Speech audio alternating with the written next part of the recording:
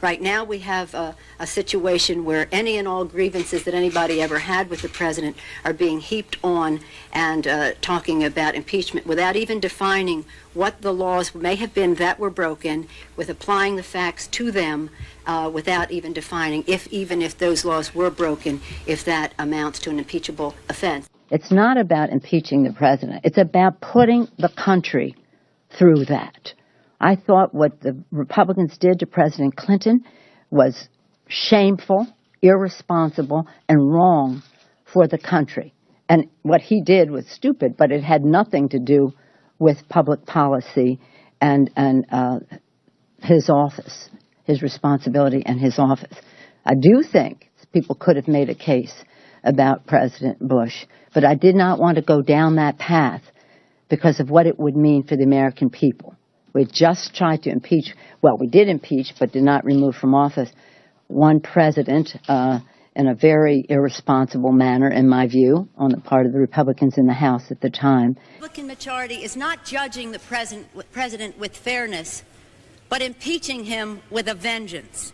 In the investigation of the president, fundamental principles which Americans hold dear, privacy, fairness, checks and balances, have been seriously violated. And why? Because we are here today because the Republicans in the House are paralyzed with hatred of President Clinton, and until the Republicans free themselves of this hatred, our country will suffer.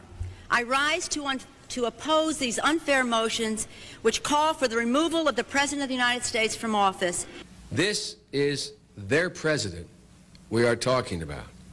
The President of the United States does not serve at the pleasure of the legislature, does not serve at the pleasure of Joe Biden, does not serve at the pleasure of Henry Hyde, does not serve at the pleasure of the Congress, as a prime minister does in a parliamentary system.